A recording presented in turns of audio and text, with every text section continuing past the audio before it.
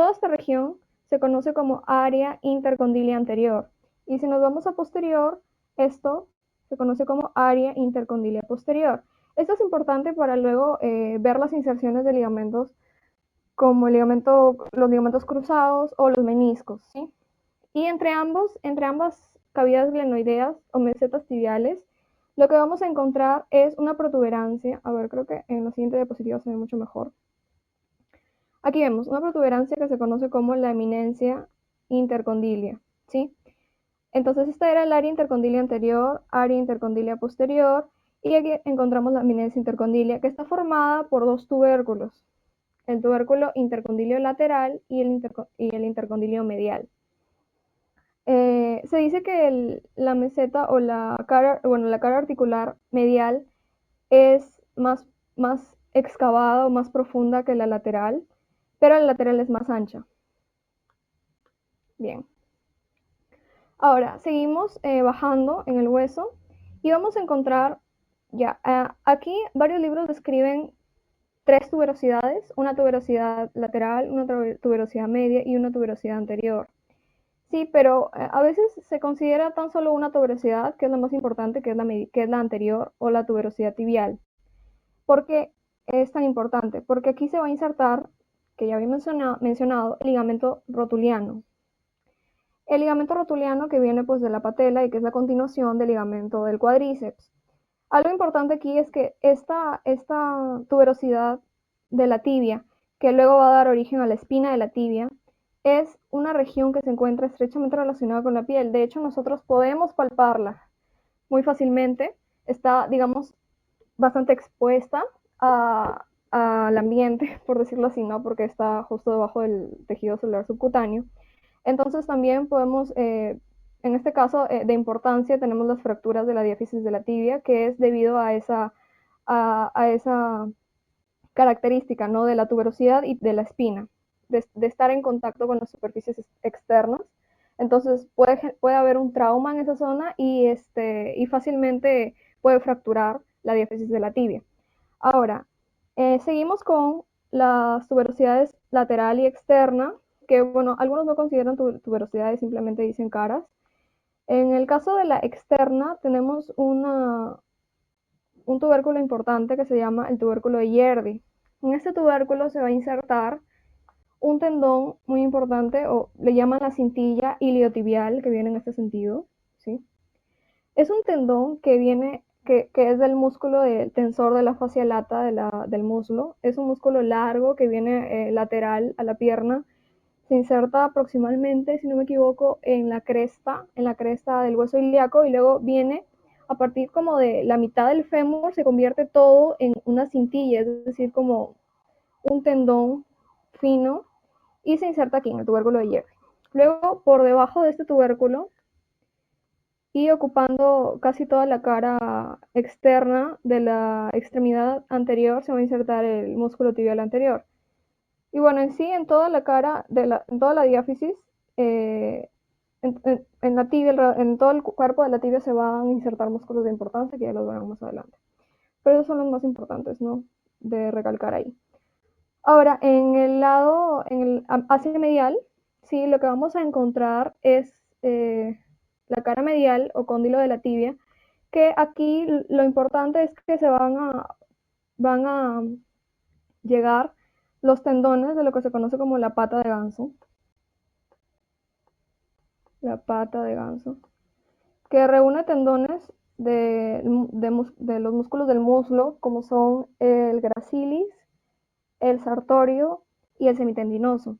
Y son tres músculos y forman, bueno, la forma de su inserción es bastante peculiar y por eso le dicen pata de ganso, porque se forman así como tres y dicen que parece una pata de ganso. Bueno, ya. Luego seguimos, ¿no? Ya sabemos que esta es la tuberosidad de la tibia. Y hacia posterior lo que vamos a encontrar es un surco, ¿sí? Que es este de aquí, que va a servir para la inserción del semimembranoso, que también es músculo del fémur, es un músculo flexor del fémur. Luego, lo que vamos a encontrar hacia lateral, en el cóndilo lateral, dirigido postero-externo, un poco hacia afuera y lateral, es la carilla articular para la cabeza del peroné o de la fíbula. Aquí la vemos anterior. Se nota un poquito, pero es más visible posteriormente porque es póstero externo. ¿Sí? La cara articular. Listo. Luego, si seguimos bajando un poquito, vamos a encontrar una línea. A ver, por aquí se nota un poquito también. Esta línea se le conoce como la línea sólea o la línea oblicua. ¿Sí? Esta línea es muy importante porque va a servir para insertar 4 músculos. El primero es el sóleo, por supuesto, y por eso se llama línea sólea. Luego también va a servir para insertar los músculos flexor, el flexor largo de los dedos del pie. Son 2 músculos muy importantes que se insertan en esta región y van pues por la diáfisis. El que es interno es el flexor largo, ¿sí? Y el otro se inserta lateralmente. Bueno, luego el otro músculo, que es el cuarto músculo que se inserta encima de esta línea, es el músculo popliteo, que es un músculo así como triangular, así más o menos. Es un músculo triangular que se dirige hacia el fémur, ¿sí? Es un músculo corto, triangular, y bueno, se inserta ahí. Y genera también unos ligamentos para insertarse. Bien, ahora ya, eso es por la extremidad superior. Ahora veamos la diáfisis, ¿sí? La diáfisis es un prisma que por lo tanto va a tener con 3 caras y 3 bordes. El borde anterior, que es el que he estado escribiendo, se le conoce como espina de la tibia. También le conocen coloquialmente como la canilla. Y como les repito, es palpable hasta su tercio anterior, más o menos. Luego ya se vuelve un poco obtuso. Y este borde anterior es característico porque tiene forma como de S itálica, miren, así, como una S itálica. Y ya hacia inferior se va volviendo más obtuso y va a dar origen, o bueno, va a continuar con una protuberancia, una apófisis medial de la tibia, que es el maleolo medial. Ya. Ahora, tenemos también los otros 2 bordes, que serían este y este, ¿no? El borde medial y el borde lateral. Sí, y esto va a dar origen a 3 caras, la cara medial, la cara lateral, que es un poco más reducida, y la cara posterior, que es esta, ¿no? Bien, con respecto a la cara medial, es bastante lisa, como podemos ver, y sirve de inserción para músculos.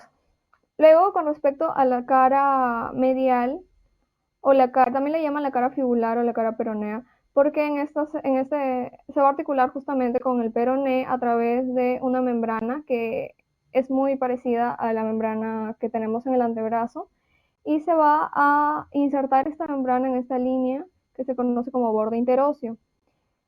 Este es un tipo de articulación entre los 2 huesos, que es sindesmosis, y entonces lo que va a permitir es que el peroné en realidad no tiene una actuación tan significativa en la articulación de la rodilla ni en general como para soportar peso, porque es un hueso bastante fino.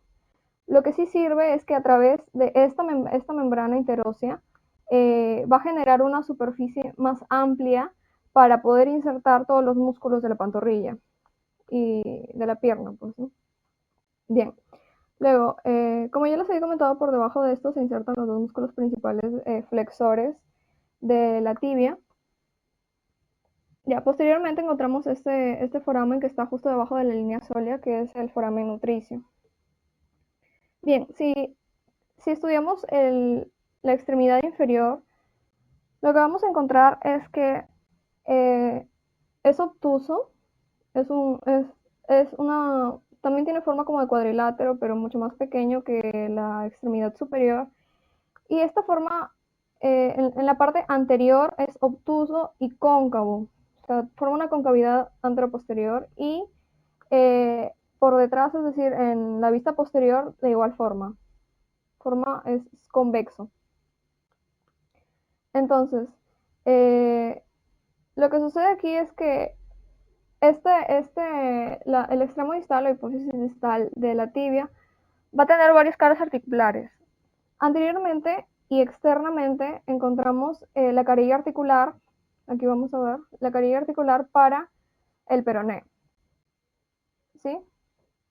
Y en el posteriormente lo que vamos a encontrar es un surco que le llaman el surco malleolar, por el cual van a pasar los tendones de esos músculos flexores que había mencionado antes. Listo. Y inferiormente, si vemos la extremidad distal desde abajo, vamos a encontrar una carilla horizontal cóncava que va a servir para la articulación con el astrágalo, ¿sí? O talus. Y esta carilla, en realidad con el astrágalo tiene dos porciones de articulación, una carilla horizontal y una carilla más o menos vertical o sagital, que se corresponde a la cara externa del maleolo medial o apófisis lateral, apófisis medial de la tibia. Entonces va a tener una articulación así con el astragal, ¿sí? Y el otro lado de la articulación lo va a formar el peroné, por este lado, ¿no? Entonces ahí va a tener tres carillas articulares del astrágalo y va a formar la articulación del tobillo. Bien, eso es lo más importante con respecto a la tibia. Aquí podemos ver un poco más claro los accidentes de los que he mencionado. La cara articular inferior, la cara articular del maleolo medial, el surco para los tendones del tibial posterior y el flexor largo de los dedos. Ese era el tibial posterior. Ya el tibial posterior era el que se inserta, bueno, debajo de la línea oblicua, sí, lateralmente se inserta el tibial posterior y medialmente, debajo de la línea oblicua, medialmente se inserta el flexor largo de los dedos del pie. Y ambos tendones van a pasar por este surco, el surco malleolar o simplemente surco para los tendones de los flexores. Listo. Entonces aquí les traigo nuevamente las imágenes para poder diferenciar las estructuras que ya hemos mencionado. Entonces tenemos en la extremidad superior la tuberosidad tibial, la tuberosidad de la tibia. Ya. Luego aquí tenemos el área, ¿verdad? El área, voy a ponerlo así, el área intercondilea anterior. Aquí tenemos este sería el área intercondilea anterior, posterior, perdón, área intercondilea posterior. Y estas líneas azulitas que vemos aquí serían, ¿qué serían? A ver, los tubérculos, ¿no? Que por supuesto en una vista frontal se ven simplemente como dos elevaciones que vemos aquí, ¿no? Pero si vemos desde superior, se ven ya como líneas, como más que todo como crestas, pero siguen llamando tubérculos. En este caso, lateral y medial. Bueno, aquí vemos las superficies articulares para los cóndilos del fémur o mesetas tibiales. Luego aquí tenemos la línea oblicua, ¿sí? Esta es la carilla articular para el peroné. Aquí tenemos el maleolo medial. Algo que me olvidaba del maleolo medial es que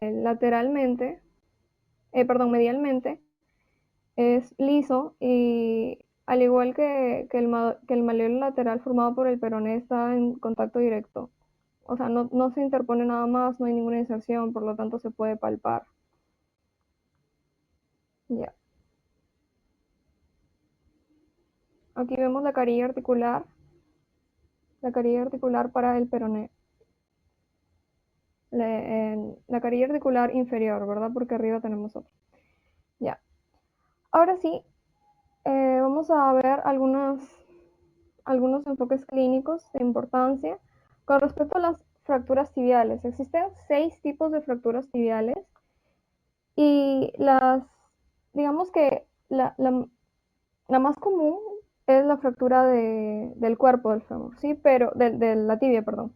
Pero normalmente estas fracturas involucran un área que es muy delicada, que es la articulación de la rodilla, porque generalmente la que más daños, la porción que más daños tiene es el cóndilo lateral, como vemos acá, ¿no? El cóndilo lateral. Y hay diferentes tipos de fracturas. Tenemos la fractura de primer grado, ¿no? Que es simplemente la separación del cóndilo medial con el resto de la extremidad.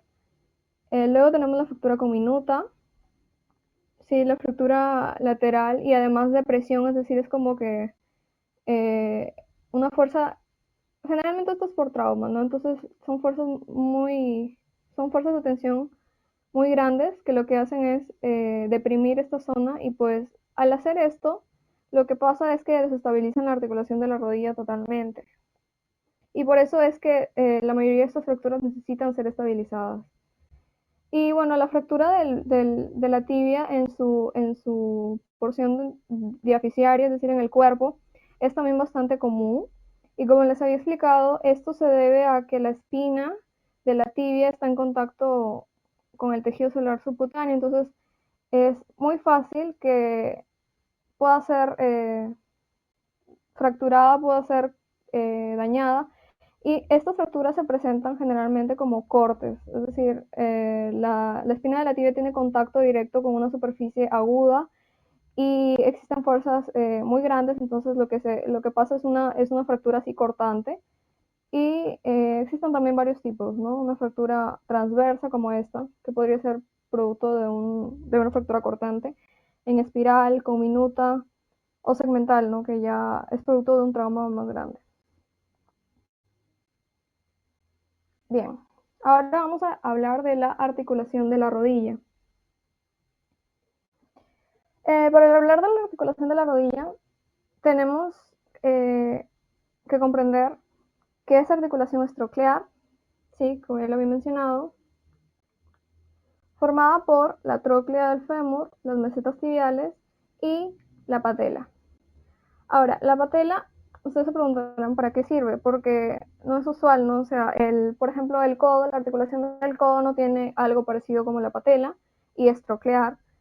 Sin embargo, la función de la patela es clave en esta articulación porque al estar adherida fuertemente al frente del fémur por los tendones, especialmente el tendón del cuádriceps y el tendón rotuliano, lo que genera es estabilidad en la rodilla. Sabemos que es una de las articulaciones sinoviales que más movimientos genera, entonces necesita esa estabilidad y esta la da la rodilla, especialmente durante la hiperextensión. Además, este hueso lo que hace es generar como un punto de fijación para las fuerzas, para la fuerza de palanca de la rodilla, para las fuerzas, porque sabemos que el cuádriceps tira para este lado y la rótula tira para este lado, entonces cuando se realiza flexión y luego se realiza extensión, lo que genera es incrementar esa fuerza de palanca. Bien, ahora, para estudiar esta articulación debemos saber que, bueno, es una articulación sinovial, tipo troclear, tiene una cápsula como toda articulación sinovial, una membrana que está tapizada por una membrana sinovial y además tiene ligamentos que son muy peculiares. Vamos a empezar a hablar de los ligamentos intraarticulares y ahí encontramos a los meniscos. Seguro que han escuchado mucho hablar de los meniscos. Son estructuras ligamentosas, es tejido conjuntivo laxo que se encuentra entre los cóndilos, entre la superficie del cóndilo, de la tróclea de la rodilla y las mesetas tibiales, entre los cóndilos del fémur y de la tibia. Ahora, estos meniscos lo que hacen es, de alguna manera, como amortiguar los movimientos de la rodilla y los movimientos que se dan entre los cóndilos y las mesetas. Y tienen inserciones, ¿sí? A lo largo alrededor, perdón, de las mesetas tibiales. Vamos a ver que existe un cóndilo medial y un cóndilo lateral. Bien, el cóndilo medial se dice que tiene forma de C. Voy a cambiar de color. Se dice que tiene forma de C y el cóndilo lateral se dice que tiene forma de O. Sí, había una memotecnia, no la recuerdo bien, pero yo siempre me recuerdo así, ¿no? CO. CO de medial lateral. Ya. Entonces, el cóndilo medial se va a insertar en el área intercondilia anterior, va a dar la vuelta. Se dice que es más o menos de medio a 3/4 de circunferencia. Sí, por eso dicen que tiene forma de C. Y luego se va a insertar posteriormente en el área intercondilia posterior. Luego, el cóndilo lateral, que es el que tiene forma de O, se va a insertar también en esta región, en el área intercondilia anterior, y además va a tomar parte del el espacio intercondilio, y luego va a dar la vuelta y va a cerrarse. Se dice que se cierra, no se llega a cerrar, pero casi, ¿no? Casi, o sea, llega hasta también el área intercondilia posterior, y luego a veces da un tendón accesorio, un ligamento accesorio que se une con el cóndilo, con la cara, este sería el cóndilo, no del fémur, que se une al cóndilo medial en su cara lateral. Bien. Entonces aquí podemos ver en vista posterior cómo es que estos cóndilos están perdón, cómo es que estos meniscos se sitúan entre la articulación de los cóndilos con las mesetas tibiales. ¿Sí? Luego encontramos otros ligamentos que son también bastante importantes y que también son intraarticulares. ¿Qué significa eso? Que están dentro de la cápsula articular. ¿Y qué son los ligamentos cruzados? Hay dos ligamentos cruzados, el ligamento cruzado anterior y el ligamento cruzado posterior. Este de aquí es el ligamento cruzado posterior y este que se ve aquí es el ligamento cruzado anterior. Bien, las inserciones, a ver, voy a mostrar la siguiente para que se vea un poco más claro eso. Bien, con respecto a las inserciones de estos dos ligamentos, hay una memotecnia. Para el ligamento cruzado anterior, miren, esta es una vista anterior y esta es una vista posterior. ¿Sí? Para el ligamento cruzado anterior, la memotecnia es apex. ¿Ya? Aquí podemos verlo. Este es el ligamento cruzado anterior. Se ve, por supuesto, el mejor ángulo para verlo es anteriormente. Y se va a insertar anteriormente en el área intercondilia de la tibia, y luego va a dirigirse postero externamente al cóndilo lateral, externo de lateral, al cóndilo lateral del fémur. ¿Sí? Esa es la memotecnia. Entonces, parte anteriormente y se dirige postero externamente al cóndilo lateral de la tibia. Y por otro lado, el posterior, la memotecnia es pain, que parte del área intercondilia posterior, esta es la vista posterior, recordemos, y se dirige anterior interno al cóndilo medial de la tibia. ¿Sí? Interno de medial. Se dirige a esta región que vemos aquí.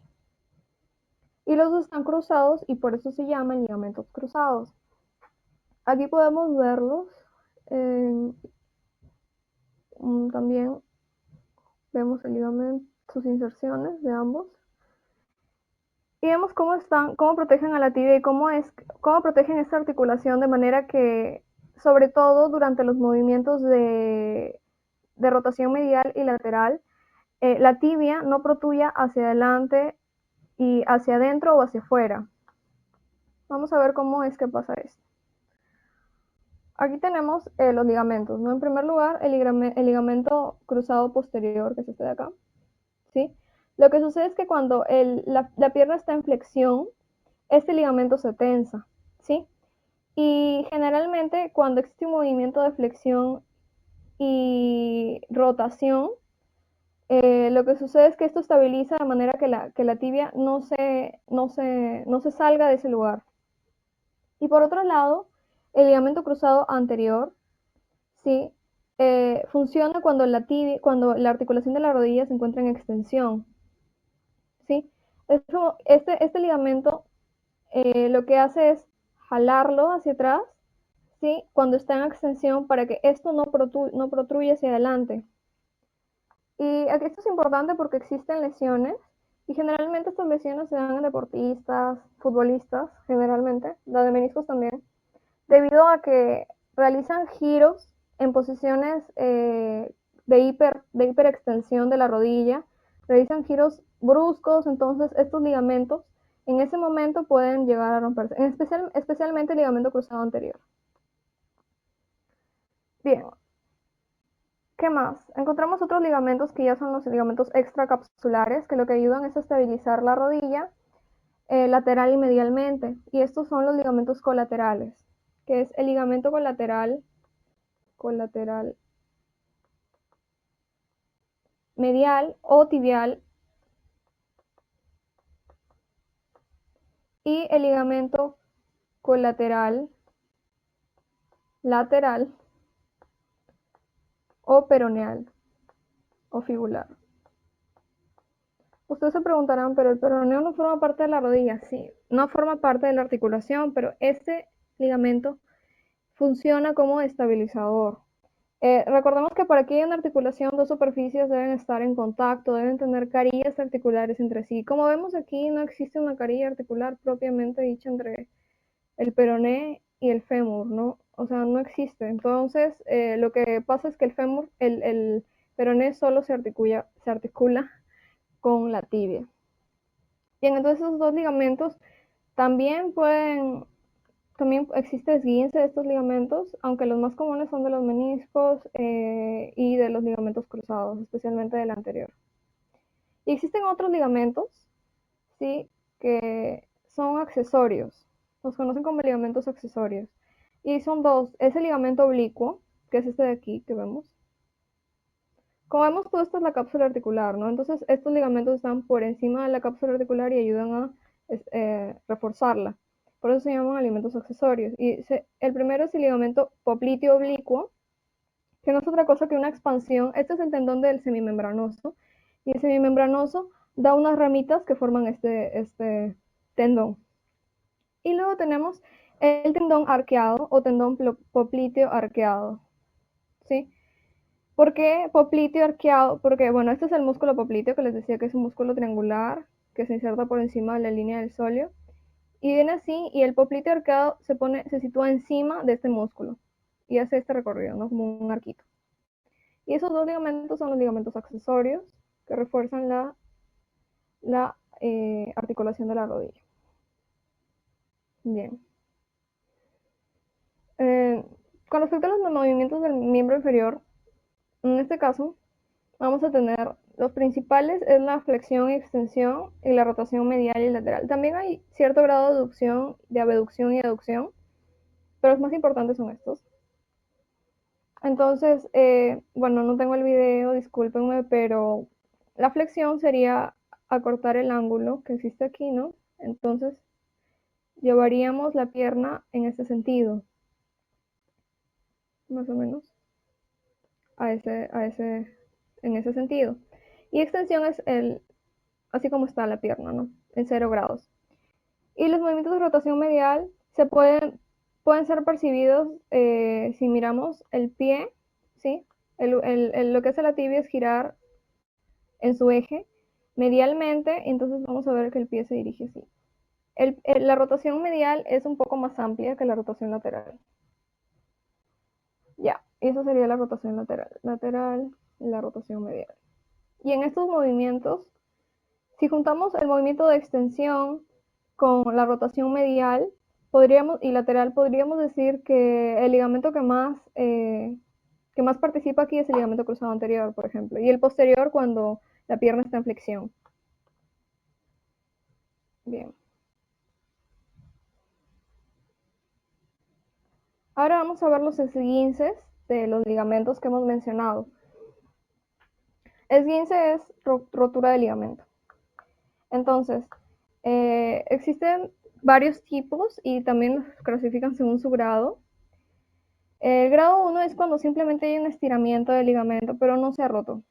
Sí, entonces lo que se hace es simplemente reposo al paciente se le dice que, bueno, depende, ¿no? Depende de su actividad física. Existen, la mayoría de personas que tienen este tipo de lesiones, si son jóvenes, es porque practican deporte, juegan fútbol, etcétera.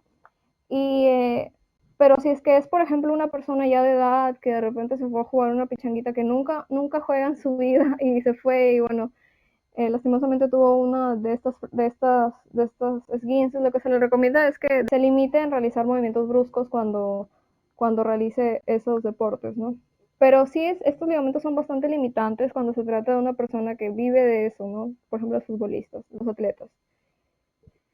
Y luego tenemos, ya bueno, luego tenemos el de segundo grado, que es cuando existe una ruptura parcial y ya existe laxidad en la articulación. Aquí podemos ver cómo el ligamento, en este caso colateral tibial, ya está, digamos, un poco más debilitado, ¿sí?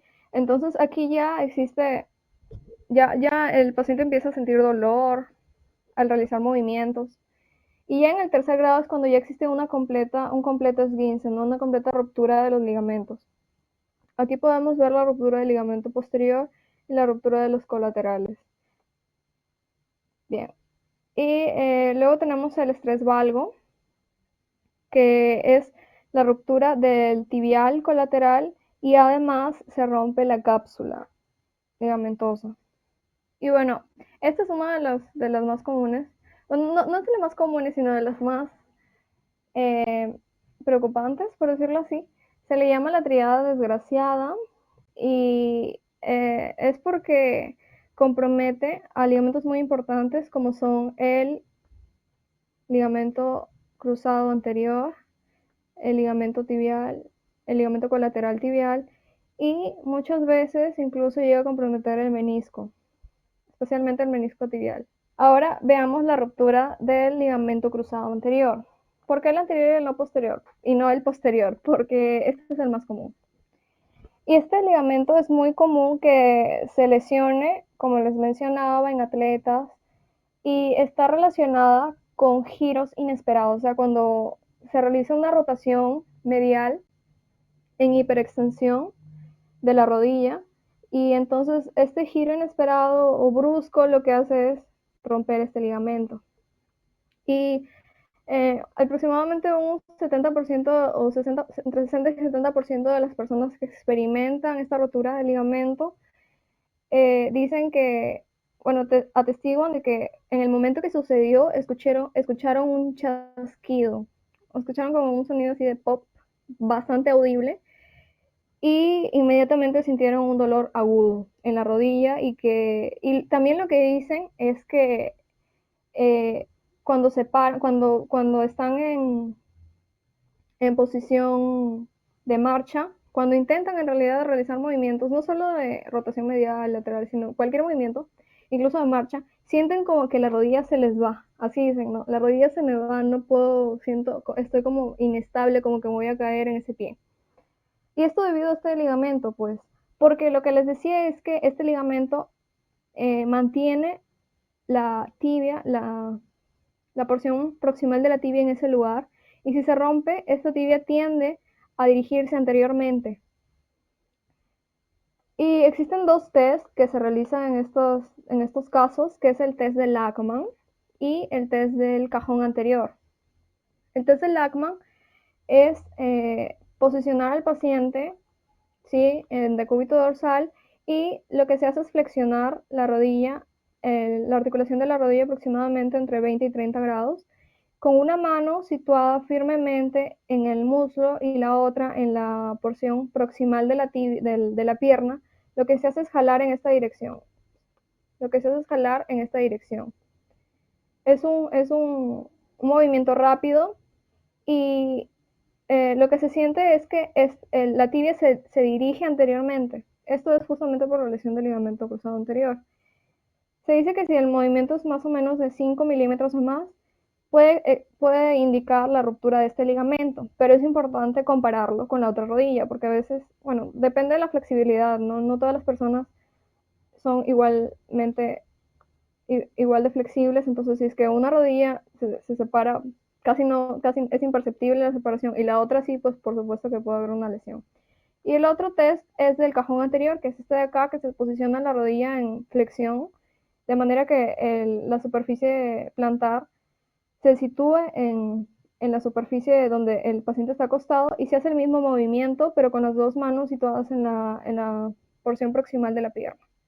Igualmente, ¿no? Si es que el test es positivo, si es que la tibia se desplaza anteriormente más de 5 milímetros después de comparar con la otra pierna.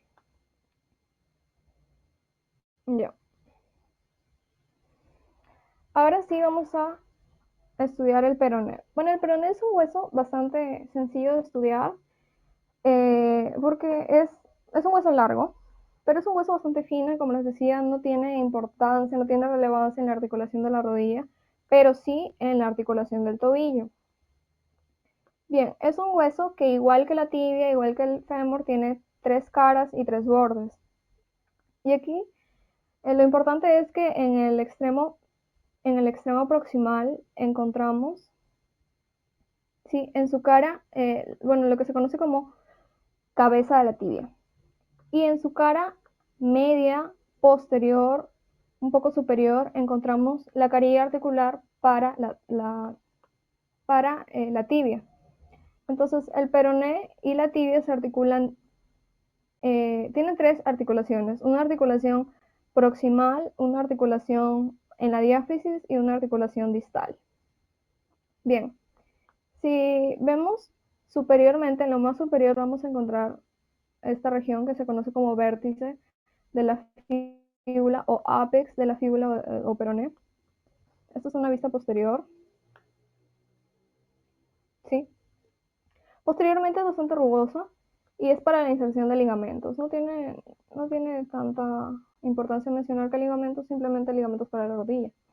Bien, luego, por ejemplo, aquí en el lado póstero externo se va a insertar el ligamento colateral peroneal, ¿no? O lateral. Bien, ahora si vemos su cara, la medial, ¿sí? Su cara medial, es decir, esto de acá, vamos a encontrar una región rugosa y una línea, sí, una línea bastante marcada. Ay, mi mano. Ya, una línea, que es esta de aquí, que es la línea o borde interóseo, ¿sí? Aquí se va a insertar la parte del fibular del ligamento interóseo, que está así como alrededor de la fíbula, alrededor de, entre la fíbula y la tibia. Bien. ¿Qué más? Anteriormente tenemos el borde anterior de la fíbula, ¿verdad? Y como les decía, este hueso, su importancia radica en que gracias al ligamento interóseo y sus articulaciones con la tibia permiten ampliar la superficie de sostén o de inserción de los músculos de la pierna, especialmente los músculos de la pantorrilla, que son los más voluminosos. Bien, si nos vamos hacia el extremo distal, vamos a encontrar que encontramos una superficie más o menos triangular, ¿sí? Que se conoce como el maleolo medial. Todo eso es el maleolo medial. Igualmente, al igual que el maleolo lateral, en su cara externa, es lisa, convexa y es palpable, que se continúa con el tejido celular subcutáneo. Luego, en su cara medial o interna, lo que vamos a encontrar son 2 carillas articulares. En primer lugar, la carilla articular, ¿sí? Para la articulación distal de la tibia y el peroné. A ver si podemos ver aquí. Bien, esta sería la carilla articular para la carilla articular para el peroné. Y luego abajo tenemos, yéndonos un poquito más inferior, encontramos otra carilla articular, que es la carilla articular maleolar, que se va a articular con el astrágalo. Entonces vemos que aquí se forma una superficie articular, así, ¿no? Como bastante marcada. Ya vamos a ver adelante cómo se llama esa articulación. Ya. Y lateralmente, esta es una superficie lateral, lo que encontramos es que el borde anterior realiza esta forma de S itálica, ¿sí? Acá no se nota bien, pero desde el lateral sí se nota. Y esto va a servir como para inserción de los músculos extensores y los músculos flexores. Y toda la membrana interósea va a formar una delimitación, o sea, va a ser como una separación para los dos compartimientos de la pierna, los dos compartimientos musculares, el compartimiento anterior y el compartimiento posterior. El compartimiento anterior, digamos, limitado para los músculos extensores del pie y el compartimiento posterior para los músculos flexores. Bien, entonces, ya, ¿qué ligamentos existen en la articulación de la tibia y del peroné? Ya la tibia y el peroné se articulan de manera muy similar como el radio y el cúbito. Esta es la membrana interósea, ¿sí? Y en su articulación distal lo que vamos a encontrar son dos ligamentos. El ligamento, el ligamento fíbulo-tibular o peroneotibular anterior y el ligamento peroneotibular fibular posterior, peroneotibial posterior. Además existe otro ligamento accesorio que es el ligamento interóseo. Bien, entonces estos son los ligamentos que aseguran la articulación entre la tibia y el peroné. Aquí podemos ver, ¿no?, cómo en cortes transversales, cómo es que este ligamento genera esta separación, ¿no?, para los compartimientos. Y en la parte superior, es decir, en la extremidad superior, en la epífisis superior, también existen dos ligamentos importantes. Ahora, en este caso, se los retiré, o creo que no los tenía. No se ven aquí. Pero hice un ligamento anterior y un ligamento posterior. Entonces, este es anterior porque aquí está el tubérculo, ¿cierto? La tuberosidad de la tibia. Y aquí tenemos el ligamento anterior de la cabeza del peroné y el ligamento posterior de la cabeza del peroné. Vamos a dibujarlos aquí. Entonces esos son todos los ligamentos entre la articulación de la tibia y el peroné. Y aquí vemos una vista inferior de cómo se forma esta articulación del tobillo, de la parte de la pierna, o sea, la articulación de las carillas del peroné y la tibia para la articulación del tobillo. Esta es la articulación del peroné, la carilla horizontal de la tibia y la carilla articular del malleolo de la tibia. Listo. Aquí, ¿qué importancia, qué orientaciones clínicas podemos ver? Principalmente fracturas de tipo rotacional, que lo que van a causar es que debido a que el impacto es el impacto en la rotación, debido a los ligamentos que los unen, va a generar que los cóndilos sean las porciones más frágiles, o sea, en realidad son las porciones, digamos, más frágiles en este tipo de fracturas. En un plano frontal, si es que vemos un plano frontal, lo que sucede es que si rotamos medialmente o lateralmente, las estructuras del astrágalo que tienen esta forma, las estructuras articulares del astrágalo, con las estructuras de la tibia y la estructura del peroné, impactan, estos como ángulos, impactan sobre los maleolos al realizar rotaciones mediales o rotaciones laterales, y eso es lo que genera la ruptura de estos maleolos.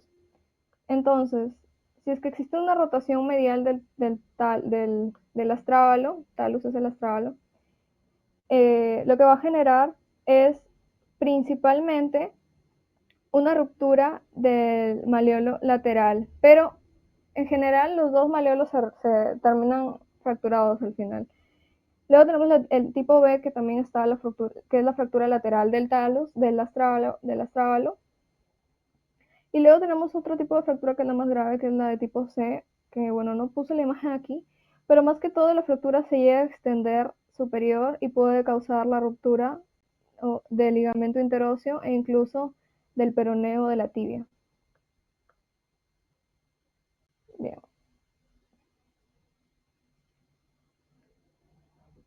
Bien.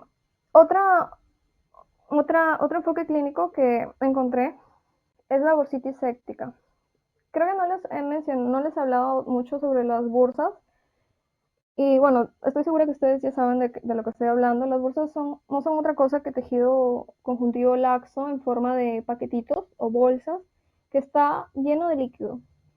Y estas bursas existen aproximadamente más de 300 bursas en todo el tejido celular subcutáneo del cuerpo. Y estas bursas lo que hacen es disminuir la fricción en las articulaciones especialmente. Y mientras más móvil es la articulación, pues más bursas necesita, ¿verdad? Lo que sucede es que debido a la constante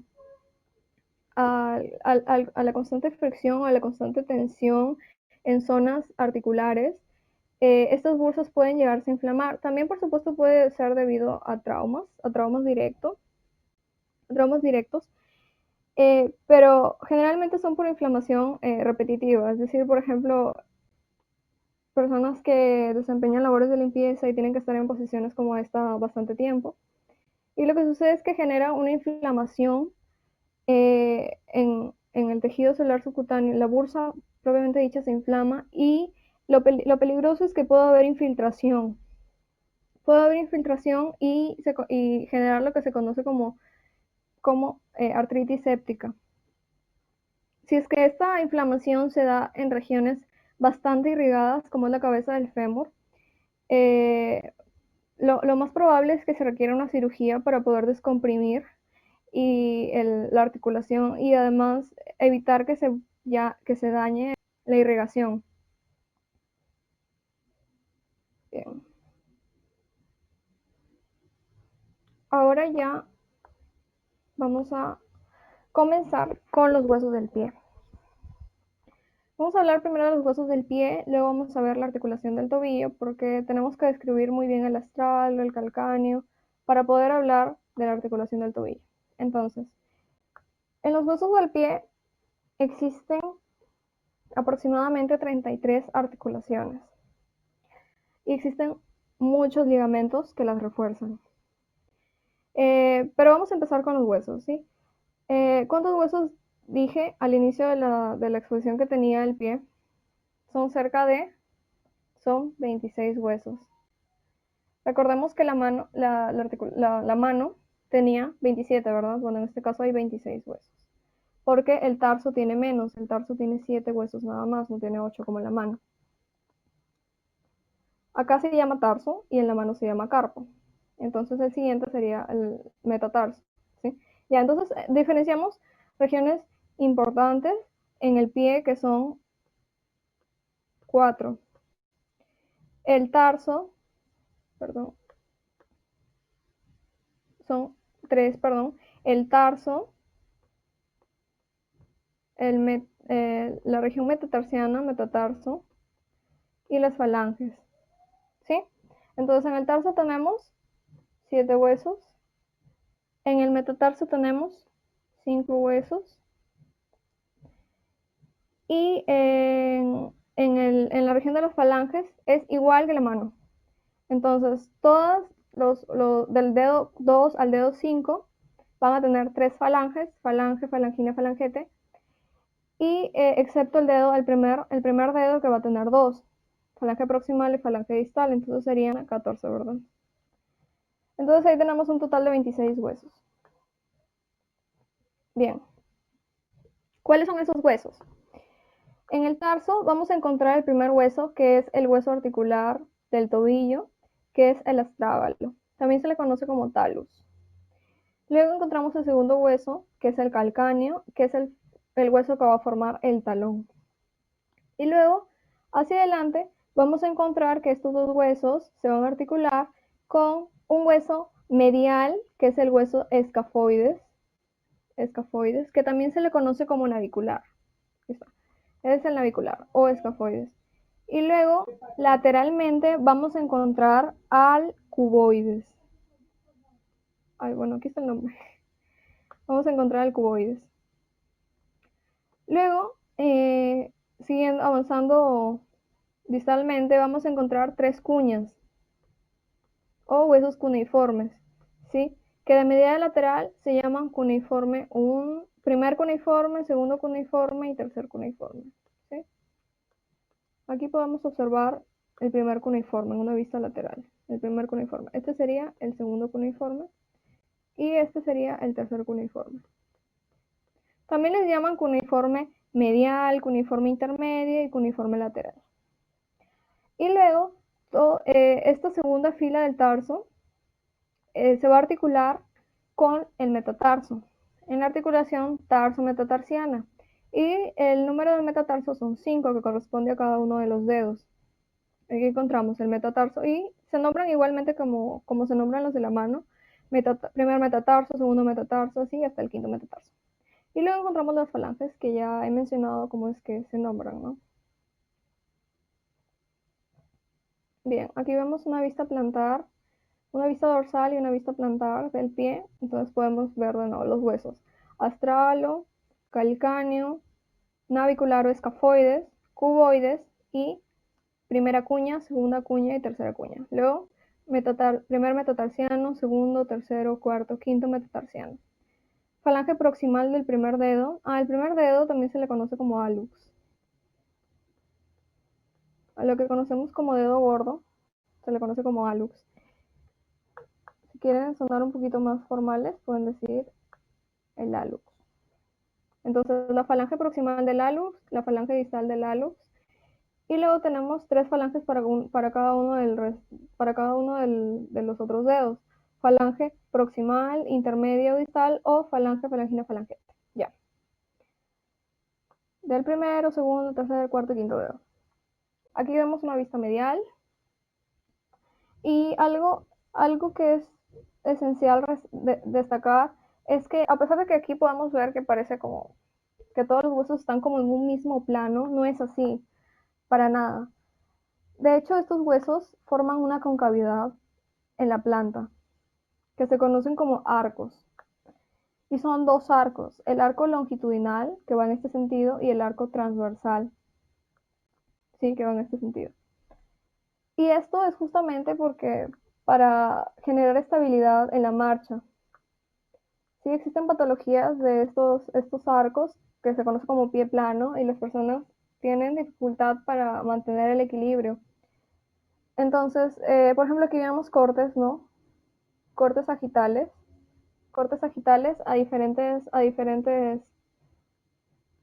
en diferentes lugares. Y vemos cómo este es el arco longitudinal, es más pronunciado, ¿sí? Este es el primer corte. Es más pronunciado medialmente y va disminuyendo a medida que se hace lateral, de manera que lateralmente ya casi no se nota. Y en el arco transversal sucede algo parecido. Si hacemos un corte a este nivel, es decir, al nivel de los metatarsianos, vamos a ver que el arco es un poco más pronunciado.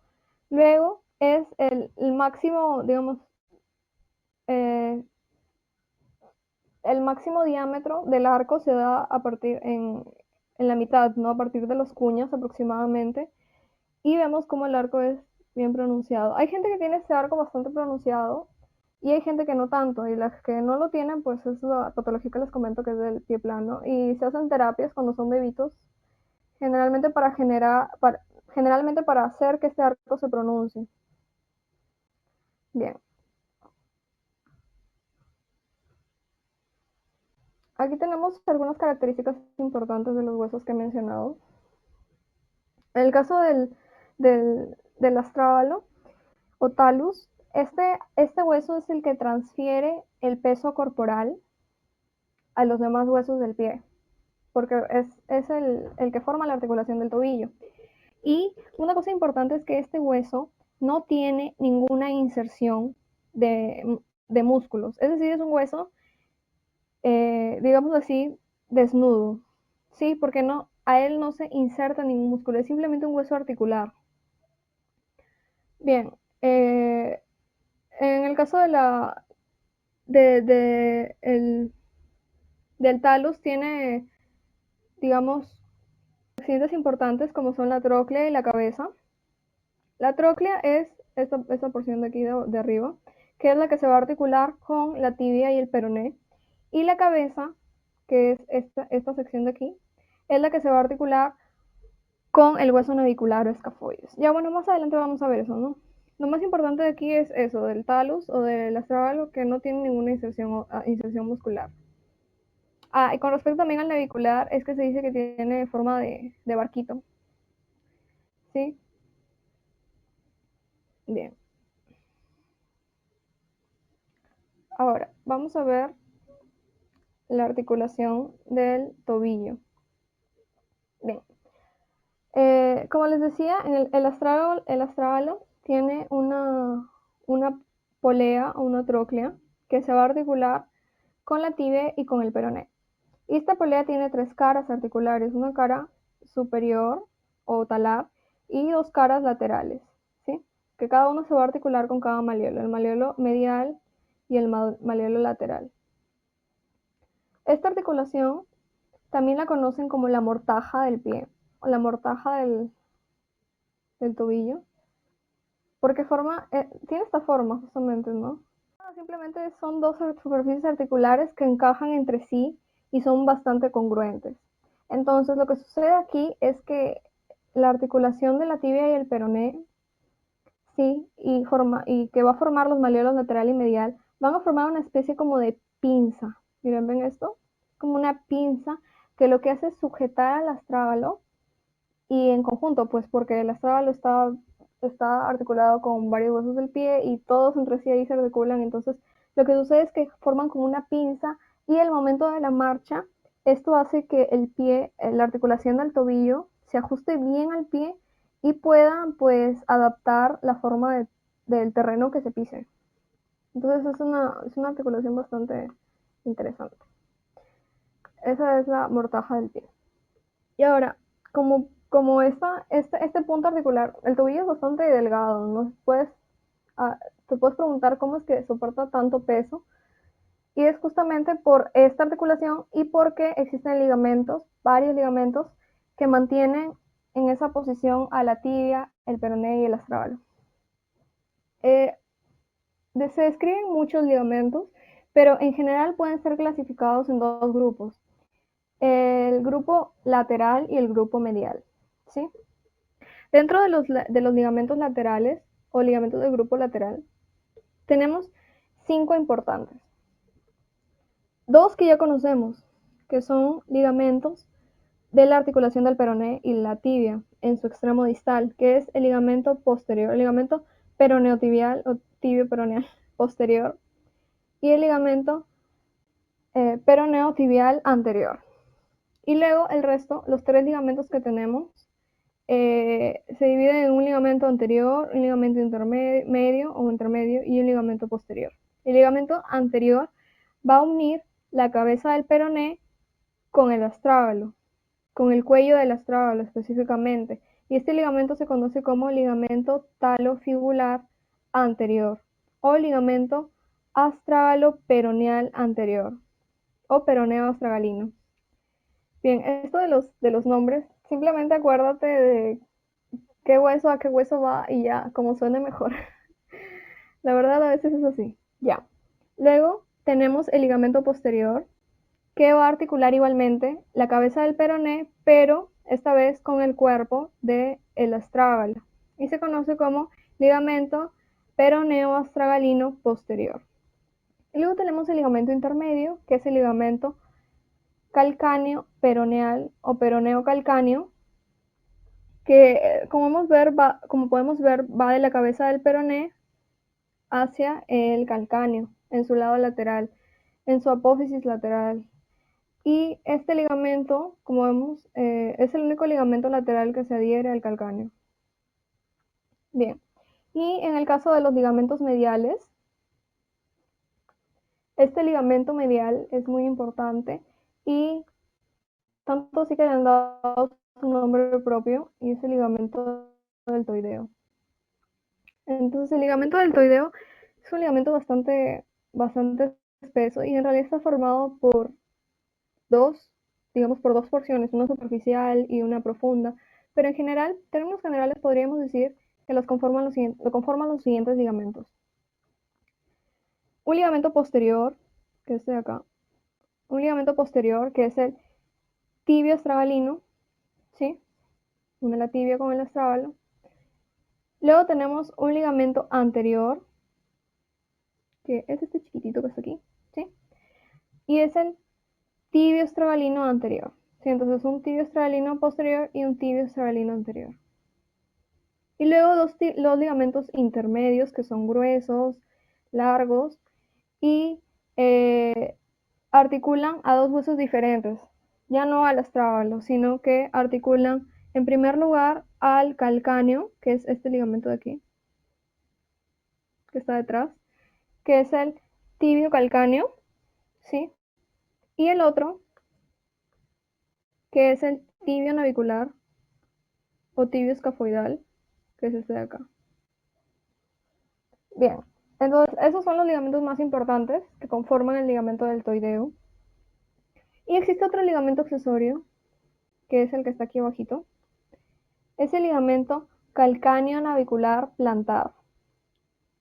Es un ligamento largo que va desde la parte posterior del calcáneo y se dirige plantarmente, es decir, por abajo, hasta el hueso navicular.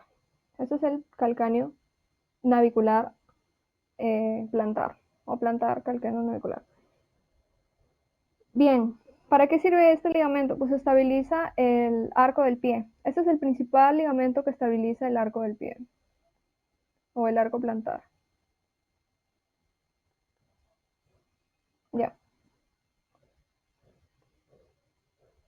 Ahora, ¿por qué estudiamos estos ligamentos? Porque existen lesiones atribuidas a su esguince. Y estas nuevamente son generadas por movimientos bruscos de rotación medial o lateral. Y esos movimientos de rotación medial o lateral en el pie generalmente van acompañados de movimientos especiales. ¿Sí? Esos movimientos especiales son inversión y eversión. Existen dos tipos de movimientos en el miembro en el pie importantes, que es la dorsiflexión o flexión dorsal, la plantiflexión o flexión plantar y la eversión o inversión. Voy a tratar de dibujarlos. Uy, no puse ni siquiera una imagen. A ver. Aquí tengo una imagen, que bueno, ya aprovechando el enfoque clínico. Este es un movimiento de inversión, en el que el tobillo, el pie se dirige hacia adentro con respecto al tobillo. Y este movimiento es el que genera roturas, genera esguinces a nivel de los ligamentos laterales, por supuesto, porque estos son los ligamentos que sufren el estiramiento. Y el otro movimiento es el de eversión, que es lo contrario, que el pie se dirige en este sentido hacia externo. Ese es el movimiento de eversión. Es un poco menos perceptible el de eversión, digamos, es un poco más difícil de realizar. Y por eso es que, digamos, no tiene, digamos, tanta relevancia porque es muy raro encontrar esguinces por ese movimiento. Y luego en la dorsiflexión y la plantarflexión, la dorsiflexión lo que sería es disminuir este ángulo, de manera que el pie se dirige, posicionándose en el talón, se dirige hacia arriba, ¿no? Así. Así. Y la flexión plantar lo que hace es que tomando como punto fijo los dedos del pie, se realiza este movimiento, ¿no? Como pararse de puntitas, así. Esa es la plantarflexión. Bien, pero como les decía, los movimientos de dorsiflexión e inversión son los que pueden generar este tipo de esguinces. El más común es el esguince de los laterales, de los ligamentos laterales debido a la inversión del pie. No es tan grave, en realidad, la rotura de estos ligamentos requiere descanso y es bastante común. Eso ahora vamos a ver justamente eso. Bien, estos son los esguinces más comunes a nivel del tobillo. Y como podemos ver, y les decía, es más común observar el esguince del ligamento colateral lateral. Y este esguince se va haciendo, la gravedad de este esguince depende de qué ligamentos se rompan. Generalmente la gravedad de este esguince va de anterior a posterior, es decir, es menos grave si tan solo se rompe el ligamento anterior, es un poquito más grave si se rompe también el calcáneo, el peroneo calcáneo, y así hasta si se rompen todos, pues obviamente es mucho más grave. Y existen dos tests para comprobar la rotura de estos ligamentos, que es el test de la caja anterior, que es muy parecido al test del ligamento cruzado anterior. Lo que se hace es eh, en posición, en bipedestación, con una mano se tira de la fíbula y de la tibia hacia atrás y se va a notar que se desplaza en ese sentido, debido a que existe pues la rotura de uno de esos ligamentos. Y el otro es el signo del estiramiento astragalino, o de la inclinación astragalina, perdón. En este test lo que se hace es sujetar el pie como si se estuviera haciendo una inversión y jalar el, la planta del pie hacia adelante y hacia afuera, y se va a notar pues obviamente que la articulación cede, es decir, protruye hacia adelante y hacia afuera. Ya. Y con respecto a las fracturas del tobillo, estas fracturas son comunes en casi todos los grupos etarios, aunque también principalmente en las personas de edad avanzada. Y Lush Hansen agrupa estas fracturas según los movimientos que la ocasionan. Entonces tenemos fracturas de supinación y aducción, de supinación y rotación externa, pronación y abducción, pronación y rotación externa. Y podemos ver las diferentes fracturas, ¿no?, de la mortaja del tobillo. Ya.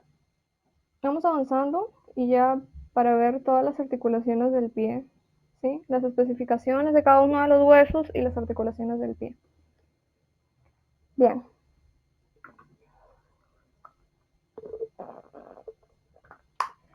En el pie tenemos una gran cantidad de articulaciones. Vamos a empezar por las articulaciones del carpo, ¿sí? En las articulaciones del carpo, primero tenemos la articulación subtalar, ¿sí? Bueno, en primer lugar, ya he mencionado, ¿no?, la articulación del tobillo o tibio peronea astragalina, que sería ocupada en esta cara, en esta cara del astrágalo. Pero luego, después de eso, ya vendrían a ser las articulaciones del pie. La primera es la articulación subtalar o subastragalina, que vemos aquí. Aquí está, ¿no?, la subastragalina. Y es justamente la que está de ese color celeste, azul. Esta es la subastragalina. Entonces, ¿qué va a articular la subastragalina? El astrágalo con el calcáneo. Cada uno va a tener sus superficies articulares que voy a describir más adelante. Luego tenemos la articulación de Chopard. A ver, miren, aquí hay un error ya. Sí, bajé el internet, pero hay un error. Pero bueno, me sirve para explicar. Esta articulación que está aquí no se llama de Lisfranc, se llama de Chopard. Esta articulación de aquí es lo que se conoce como articulación de Chopard. Y esta articulación une ambos huesos de la primera fila, que es el astrágalo y el calcáneo, a los huesos de la segunda fila, ¿sí? Es decir, es la articulación entre el astrágalo y el navicular o escafoides y del calcáneo y del escafoides. Algunas literaturas dicen que existe una triple articulación entre el navicular, el astrágalo y el calcáneo. Pero las superficies articulares que permiten esa triple articulación no están muy claras, no están definidas muy claras, no se definen muy claramente, entonces simplemente podríamos decir que se articula el astrágalo con el navicular y el calcáneo con el cuboides. Luego sigue la articulación carpo-metatarsiana, esta de aquí, voy a marcarla de color. ¿Verdad? Sigue la articulación tarso-metatarsiana, tarso-metatarsiana, voy a pintarlo por aquí. Tarso-metatarso. Y esto se conoce como articulación de Lisfranc. ¿Ya? Esta es la articulación de Lisfranc, que sería esta de aquí. ¿Sí? Luego, las articulaciones entre la segunda fila, que son estas, no tienen un nombre particular, ¿sí? Pero existen varias articulaciones ahí que también las voy a mencionar. Luego tenemos la articulación de metatarsofalángicas, que son estas. Aquí vemos aquí, ya, estas son las metatarsofalángicas. Miren, incluso aquí se han equivocado con carpo, han puesto carpo y es metatarso. Ya bueno, esas son las metatarsofalángicas. Y van a unir, por supuesto, el metatarso a la base de las primeras falanges, o las falanges proximales. Y luego ya tenemos las articulaciones interfalángicas, que son estas. Estas son las articulaciones interfalángicas. Bien, vamos a ver cuál es el nombre de cada articulación, porque cada articulación tiene su nombre y tenemos que recordarlo. Bien, aquí tengo aquí como que el resumen de todo lo que voy a decir a continuación. Entonces tenemos la articulación subtalar o subastragalina, que articula el astrágalo y el calcáneo. Luego tenemos la articulación mediotarsiana, que articula la primera fila, es decir, el astrágalo y el calcáneo, con la segunda fila. Entonces aquí tenemos la articulación astragalo-escafoidea y la calcáneo cuboidal. Luego tenemos la articulación de la segunda fila entre sí, y ahí encontramos 4 articulaciones importantes: la de el escafoides con el escafoides con cuboides o navicular con cuboides, luego el escafoides con las 3 cuñas, ¿sí? El escafoides es un hueso grande que se articula con las 3 cuñas por delante. Luego tenemos las articulaciones intercuñales o intercuñales, como son 3 cuñas, entre las 3 cuñas van a haber articulaciones también, ¿no? Esta y esta. Y luego la articulación del cuboides con la tercera cuña. El cuboides se articula distalmente con la tercera cuña y también con los dos últimos metatarsos. ¿Ya? Entonces, estas son las articulaciones tarsianas que vamos a estudiar. Y luego, en las articulaciones del tarso y metatarso, como les decía, está la articulación de Lisfranc. Así se conoce, la articulación de Lisfranc.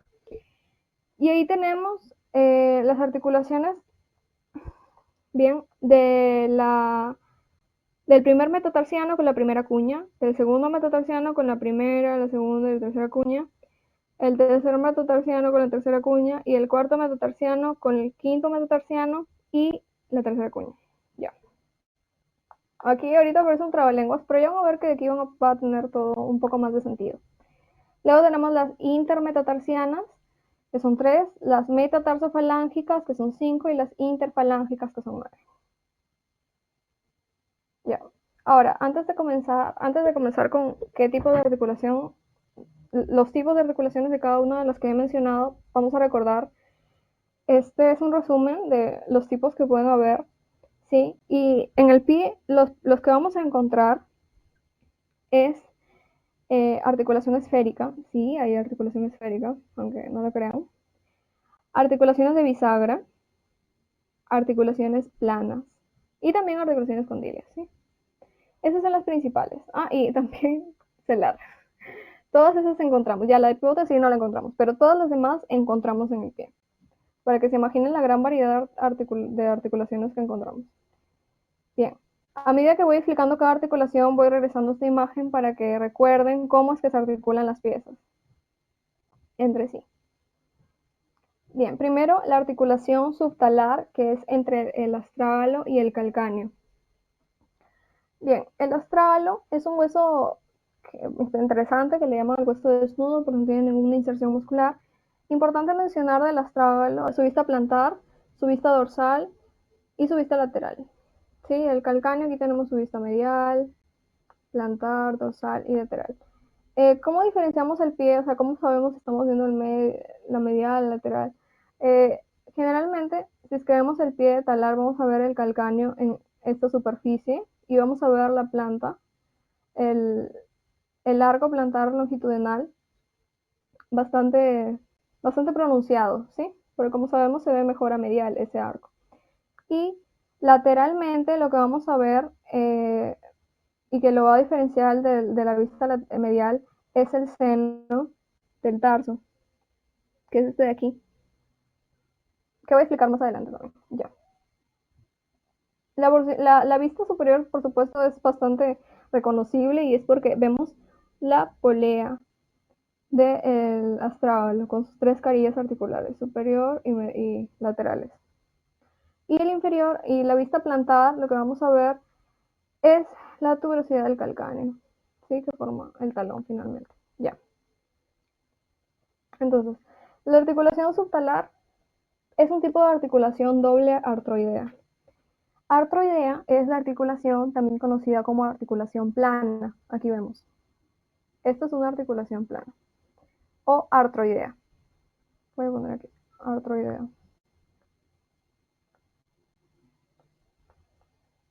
Plana o artroidea. ¿Dónde encontramos esta articulación?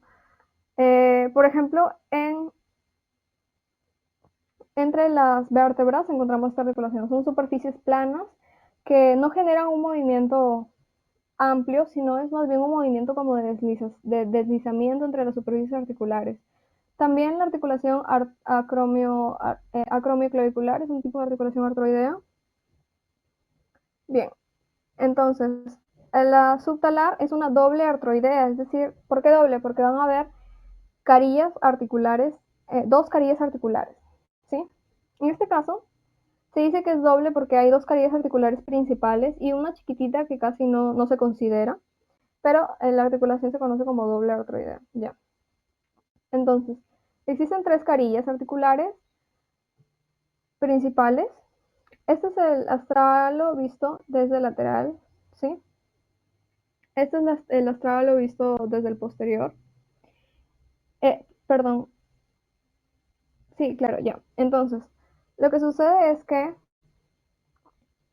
vamos a reconocer estructuras importantes aquí. Primero, la polea del astrágalo. Bien, la polea del astrágalo es lo que se va a articular con la tibia y el peroné. Tiene tres caras, vuelvo a repetir, una superior y dos laterales. Luego encontramos un cuello, que es este, ¿sí? Y luego una cabeza. Y la cabeza va a tener en el extremo una superficie articular que va a servir de articulación para el navicular o escafoides, ¿sí? Entonces, esta es una vista medial, ya. Y luego, posteriormente, lo que vamos a encontrar en el astrágalo es esta estructura, ¿sí? Esta estructura que va a formar un surco, ¿sí? Un surco importante, que es el surco para el flexor del dedo gordo, el flexor largo del dedo gordo o flexor del hallux, flexor largo del hallux. Y en el caso del astrágalo, vamos a encontrar también apófisis, ¿sí? Va a tener una apófisis posterior y una apófisis lateral o malleolar. Esta de aquí que he mencionado es la apófisis posterior, donde va a pasar, donde está el surco para el flexor del largo del dedo gordo. Y la apófisis lateral la podemos ver. Aquí no se ve muy bien. Aquí vemos la apófisis lateral. Esta de aquí. Esta de aquí es la apófisis lateral. Muy bien. Y esta de aquí sería la apófisis posterior. Bien. Y con respecto a sus carillas articulares, para la articulación subtalar, vamos a encontrar tres. Una posterior, una media y una anterior. La anterior es la más pequeña. Bien, entonces, Las tres superficies articulares que vamos a ver acá están más o menos por debajo. Creo que en esta imagen se ve mejor. ¿Sí? Lo que sucede es que estas carillas así, no son muy notorias, digamos, cuando se ve el hueso así. Entonces, por eso es que he traído esta transparencia, ¿sí? Para que puedan notar todas las articulaciones. Este es el astralo que está como transparente, no como difuminado. Entonces, existen tres carillas, una posterior, una medial, ¿sí? Y una anterior. Y la anterior es pequeña y casi no se nota, ¿sí? Entonces, por eso a veces se consideran solo dos articulaciones. Ya. Luego, por el lado del calcáneo, ¿sí? Este es el calcáneo. Ya. Entonces, esta es una vista superior del calcáneo. Lo que vamos a encontrar es una superficie articular posterior, ¿sí? Que va a servir de articulación para la carilla articular posterior del astrágalo. Luego tenemos una superficie articular media para el astrágalo y luego encontramos una superficie articular anterior, que es un poquitito como les mencionaba, eso sí casi que no se nota, ¿sí? Y luego inferiormente lo que vamos a encontrar en el calcáneo es el tubérculo del calcáneo, que es aquí. Luego la tuberosidad calcánea, que es esta parte de acá. Y vamos a encontrar dos apófisis en esta tuberosidad. En realidad todo esto es tuberosidad calcánea. Y las dos apófisis que vamos a encontrar en esta tuberosidad, la apófisis lateral y la apófisis medial. ¿Sí? Luego encontramos entre ellos una escotadura. Ahora, el calcáneo lo que hace es transmitir el peso del cuerpo hasta el suelo. Podríamos decir que el vector del peso cae justamente en el calcáneo y es por eso que este hueso es el más propenso a fracturarse en el pie. ¿Sí? El calcáneo es el más propenso a fracturarse en el pie, principalmente por caídas a alturas muy grandes.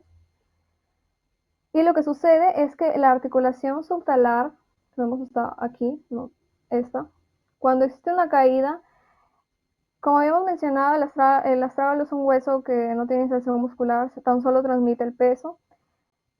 Todo el peso es transmitido en esta región especialmente, y es ahí donde el hueso puede fracturarse, el calcáneo. Bien, es una visión lateral, una vista lateral. Y podemos ver una estructura importante que es la tróclea peronea. Además, tenemos como aquí se ven las carillas articulares, ¿no? Para el astral, respectivamente. Y aquí se nota el extremo distal vertical, vertical, que va a coincidir frontalmente, sí, o sea, no es exactamente vertical, es un poquito oblicuo, ¿ya? Pero esta es la superficie articular para el hueso cuboides. Recordemos que el calcáneo está debajo, no está casi por debajo del astral. Entonces, la articulación del cuboides es inferior. La articulación con el cuboides va a ser inferior y la del astrágalo con el navicular es un poco superior y externo, e interno. Bien, ¿qué ligamentos unen esta articulación? Son tres ligamentos. El ligamento interóseo, ¿sí? El ligamento interóseo tampoco lo podemos ver aquí claramente porque es una estructura que se encuentra entre ambos huesos, entre estas articulaciones, entre estas carillas articulares, ¿sí? Pero los que sí podemos ver son los ligamentos externos y el ligamento posterior. Este de aquí es el ligamento externo y este de aquí es el ligamento posterior. Bien. Listo, entonces recordemos la articulación subtalar es una doble artroidea con tres carillas articulares entre el calcáneo y el astrágalo. Ahora, el escafoides y el cuboides. He puesto escafoides. El escafoides o navicular y el cuboides. El escafoides y el cuboides son huesos irregulares que ya forman la segunda línea la segunda línea del tarso. Este es el mismo, navicular o escafoides, y este es el cuboides, ¿sí?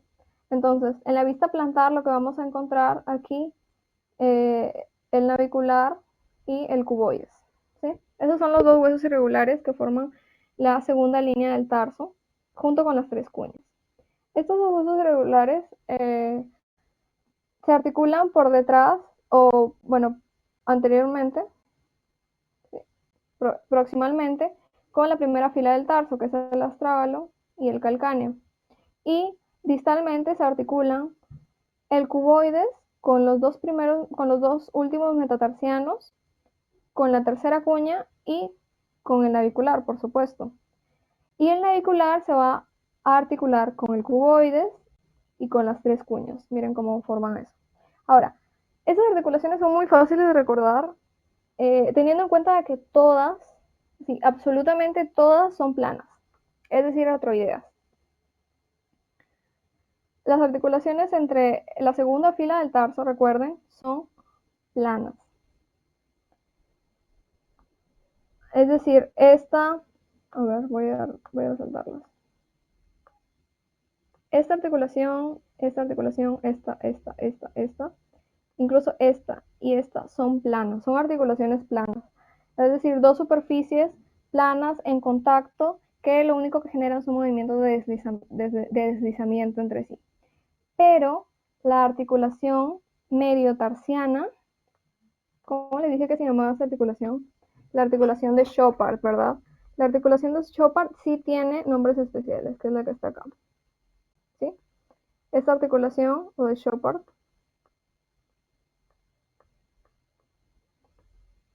sí tiene dos articulaciones especiales.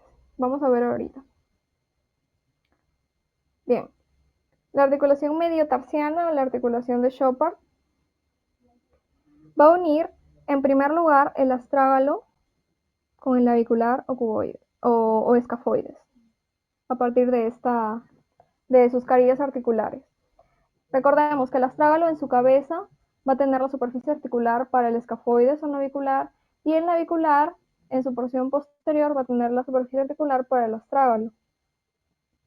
Esta articulación es bastante interesante porque es pequeña, los huesos son pequeños, sin embargo, a pesar de eso, es un tipo de enartrosis. Existe un tipo de articulación enartrosis o esferoidal, también le llaman, aquí. Y esto se debe a que el astrágalo en su cabeza forma una especie de convexidad, mientras que el navicular o escafoides una concavidad. Entonces existe un encaje ahí que es esferoidal y que lo relevante aquí es que es esta articulación la que permite la mayoría de movimientos del pie, porque de por sí no podrían ser producidos tan solo con la articulación del tobillo. Esta articulación permite los movimientos de inversión, eversión y de rotación medial y rotación lateral del pie. También de plantarflexión y de dorsiflexión en menor grado. ¿Qué sucede? Como sabemos, la enartrosis es una articulación que encontramos, por ejemplo, en el hombro, la articulación glenohumeral, e incluso la articulación coxofemoral también es una articulación eh, esferoidal, ¿no? O enartrosis, aquí vemos una articulación esférica. Bien, son los dos, digamos, son los dos ejemplos más relevantes, pero en el pie también encontramos una articulación enartrosis. ¿Qué sucede? Que esta articulación, a pesar de ser esferoidal, los movimientos que permite no son tan amplios. ¿Por qué? Pues porque están limitados a la superficie de sus carillas articulares, que es pequeña, es reducida. Pero a pesar de eso, esta articulación va a tener movimientos en los tres planos y en todos los ejes del cuerpo. Y es por eso que podemos, vuelvo a repetir, realizar los movimientos de inversión, eversión, rotación medial, rotación lateral. Listo. Esa es la primera articulación de Chopard, la articulación entre el astrágalo y el navicular. La segunda articulación de Chopard es la articulación entre el calcáneo y el cuboides. Iba a escribir navicular otra vez. Ya bueno.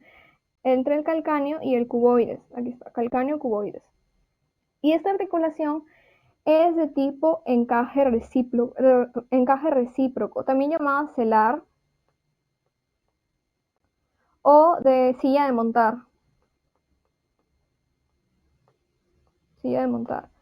Es encaje recíproco o silla de montar porque justamente la forma de ambas articulaciones son recíprocas entre sí con una convexidad y concavidad recíprocas. Vamos a ver aquí en la imagen cómo es que se da esta articulación, que también la tienen otros lugares en el cuerpo, como por ejemplo el primer dedo, el primer metatarsiano tiene esta articulación, si recordamos un poquito el miembro superior, y también la articulación del esternón con la clavícula.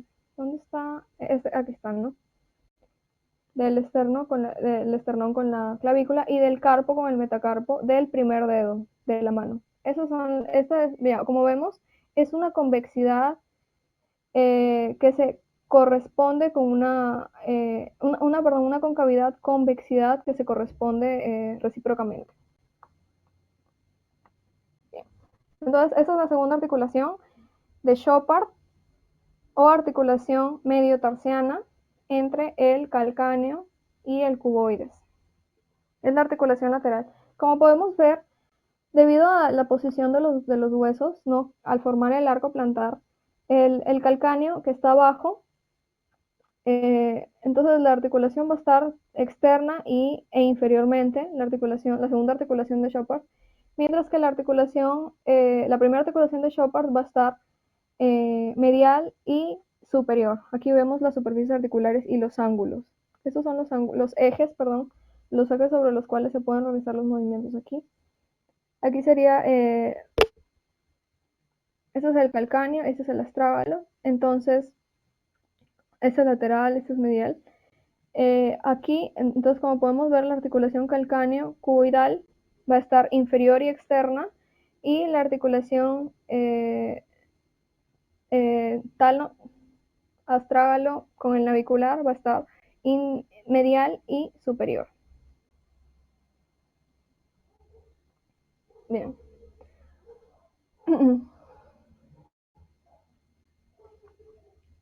Ahora vamos a ver las articulaciones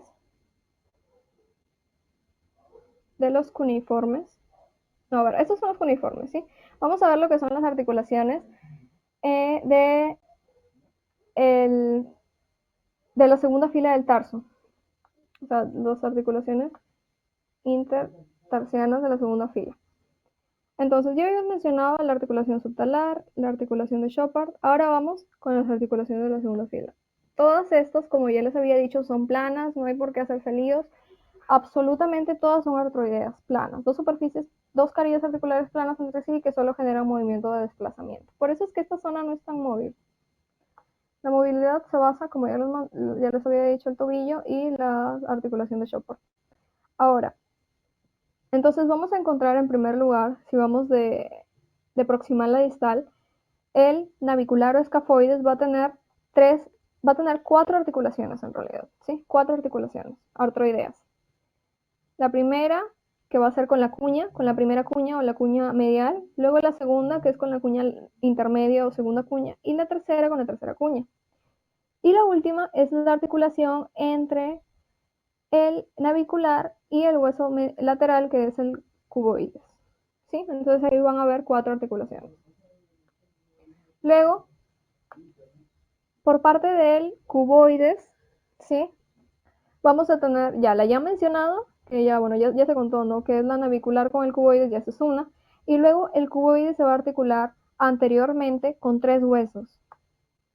En primer lugar, con la tercera cuña, que podemos ver es esta articulación, con la primera cuña, y luego se va a articular respectivamente con la base del cuarto y del quinto metatarsiano. ¿Sí? Entonces también el cuboides va a tener cuatro superficies articulares para los huesos que están adyacentes a él, sin olvidarnos de su quinta superficie articular, que es la posterior, que ya ha sido descrita, que es la segunda de Chopard.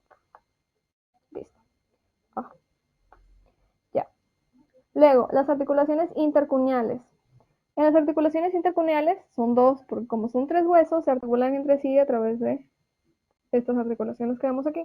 Sería entre la primera y segunda cuña la primera articulación intercuneal y entre la segunda y la tercera cuña la segunda articulación intercuneal. Articulaciones artroideas o planas. Y ahí tenemos todas las articulaciones del tarso. Listo. Esas articulaciones planas o que les acabo de mencionar no tienen ningún nombre especial. Simplemente acordarse mentalmente, ¿no? Cómo están posicionados los huesos y tú puedes saber qué hueso se articula con qué. Y en realidad aquí también hay ligamentos, pero no quería, la verdad, hacer todo esto un laberinto porque son bastantes ligamentos y en general podríamos decir que siempre hay un ligamento posterior y un ligamento dorsal o ligamento, un ligamento dorsal y un ligamento plantar en cada una de estas articulaciones. Vamos a hacer como si los uniéramos así con palitos y así van surgiendo los ligamentos entre estas articulaciones. También a veces hay ligamentos interóseos que no podemos ver. Y ya. Luego tenemos la siguiente articulación, que es la articulación del tarso con el metatarso, que es esta. ¿Cómo les dije que se llamaba esta articulación? La articulación de Lisfranc. Y esta articulación es de tipo condilia. Vamos a ver cuál es la articulación condilia para que no se les olvide. Ya, esta es la articulación condilia o elipsoidea, que la encontramos, aquí lo dice, también entre los metacarpos y las falanges. Bien. Ahora, esta articulación que es la de Lisfranc,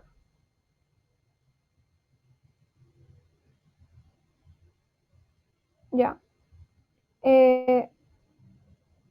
A ver, esperen. Ya. Ya, esta articulación condilia va a unir la última fila de la segunda fila del tarso con el metatarso, como les comentaba. ¿Y cuántas articulaciones son? Pues vamos a ver, miren. Vamos a hacerle un poquito de zoom y vamos a ver. La primera cuña va a tener dos caras articulares en la articulación del Lisfranc. La primera para el primer metatarsiano y la segunda un poquito así para el segundo metatarsiano. Luego, la segunda cuña va a tener a su vez solo una articulación, una carilla articular. ¿Qué va a ser para el segundo metatarsiano? ¿Sí? Recordamos que estamos contando sobre las articulaciones del Lisfranc. Luego, la tercera cuña va a tener tres superficies articulares. Mira, están con las flechitas. Medial, una articulación intermedia y una lateral. Ahí vamos tres más. Entonces el tercer metatarsiano se va a articular con el metatarso, el segundo metatarso, el tercer metatarso y el cuarto metatarso. Listo. Y finalmente el cuboides, que ya les había mencionado, que se articula con los dos últimos metatarsos. Entonces ahí tendríamos la articulación de Lisfranc o la articulación condilia. Listo. Ahora vamos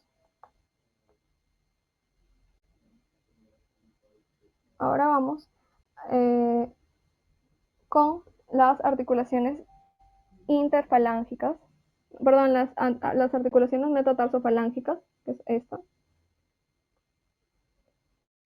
Y esta también es una articulación condilia, igual que la del Lisfranc.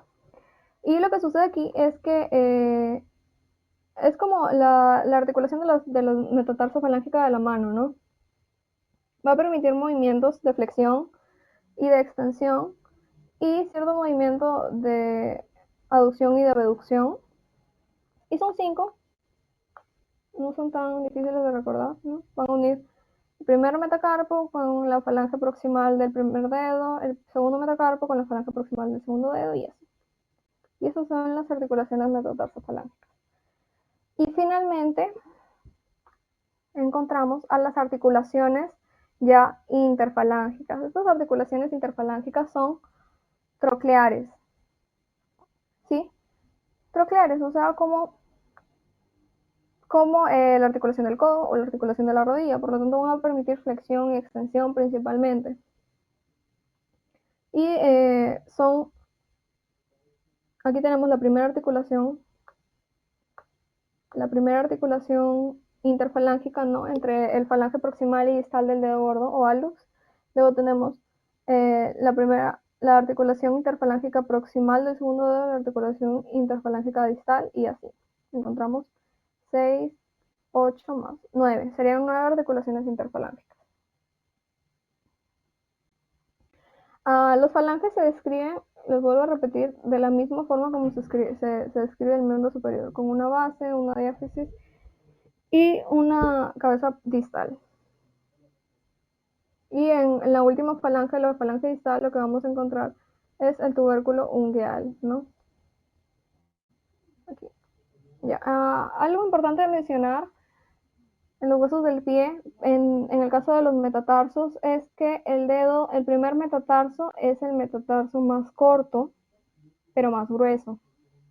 En cambio, el segundo metatarso es el metatarso más largo.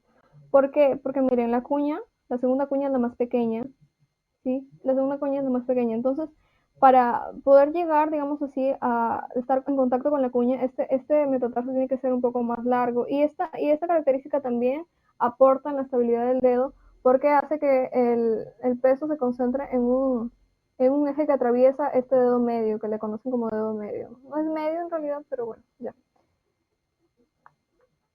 Listo.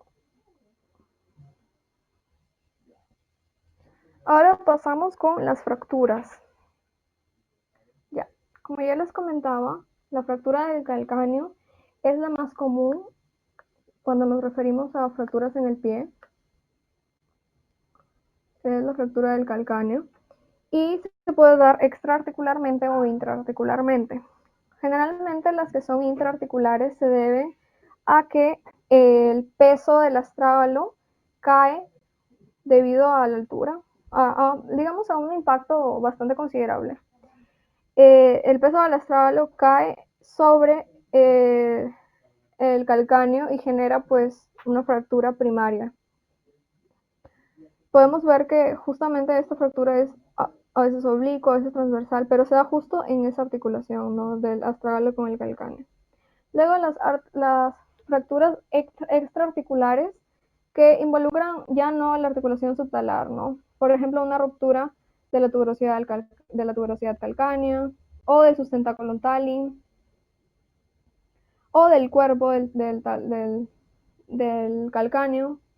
Incluso un trauma que involucre el tendón de Aquiles podría causar un rompimiento, una separación entre la tuberosidad calcánea y todo su cuerpo. Bien. Ya. Recordar eso, ¿no? Recordar esto, que una fractura del cuerpo, en el caso de las fracturas intraarticulares, es por generalmente cuando se salta y se impacta sobre el talón, ¿no? Y la fuerza del astrágalo genera esta fractura. Bien. Hay otra fractura importante que es la fractura del astrágalo o del talus.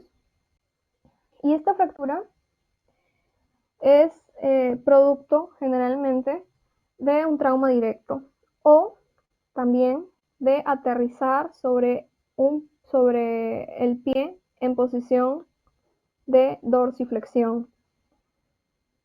¿Qué sucede? Que cuando el pie está en dorsiflexión, el proceso anterior de la tibia, ¿sí? Que es un poco angular, impacta sobre el cuello del astrágalo. Aquí vemos, ese es el cuello del astrágalo, ¿verdad? Entonces impacta sobre esta zona y genera la fractura. Y existen diversos grados de acuerdo al desplazamiento de las estructuras. Cuando no existe desplazamiento es la fractura tipo 1. Luego, desplazamiento del talar con subluxación de la articulación subtalar, pues por supuesto, ¿no? Porque justo en el cuello, posterior al cuello tenemos la superficie posterior, la superficie articular posterior, y anteriormente tenemos la superficie articular anterior y media. Entonces, la media que está aquí en el cuello es la que se disrumpe, entonces esta articulación se separa. Luego tenemos digamos, la dislocación total de las estructuras articulares. Es importante conocer esta fractura porque el cuello del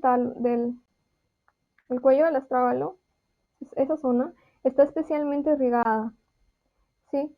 Por nervios, por arterias como el tibial anterior y el tibial posterior y sus ramas.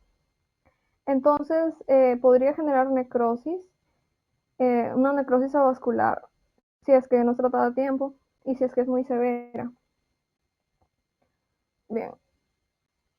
Y luego tenemos fracturas del metatarso y de las falanges. Bien, esta zona de los metatarsos y de las falanges es la zona, digamos, más expuesta, pero sobre todo a traumas directos por, eh, por sobrecarga mecánica. Es decir, por ejemplo, que una persona está en el gimnasio levantando pesas y una de las pesas cae sobre el pie, sobre el dorso del pie. Entonces, se generan, hay una gran cantidad de fracturas que se pueden generar a este nivel, que pueden ser fracturas transversales, oblicuas, fracturas con minuta, fracturas desplazadas, fracturas no desplazadas, como podemos ver. Depende pues del peso, de la cantidad de la carga mecánica que ha caído sobre estos pies, sobre esta región y la posición del pie, ¿no? En ese momento también. Ahora, en el caso de las fracturas de las falanges, que digamos son bastante comunes, incluso caminando y tropezando pueden ocurrir estas fracturas, no solo por peso. Lo que se hace normalmente para estas fracturas, no se realiza ninguna intervención quirúrgica ni nada. Lo único que se hace es esto del body taping, que es juntar los deditos y ponerlos así, o sea, cada uno de los dedos funciona como una férula y así van soldando los huesos, porque generalmente estas fracturas no evidencian un desplazamiento tan importante del pie, en realidad pueden sanar rápidamente mediante ese vendaje. Y también hay dislocaciones, ¿no? A nivel de la articulación metatarsofalángica, podemos ver una dislocación. También son bastante comunes. Ya. Entonces, eso sería, chicos, todo lo de la exposición.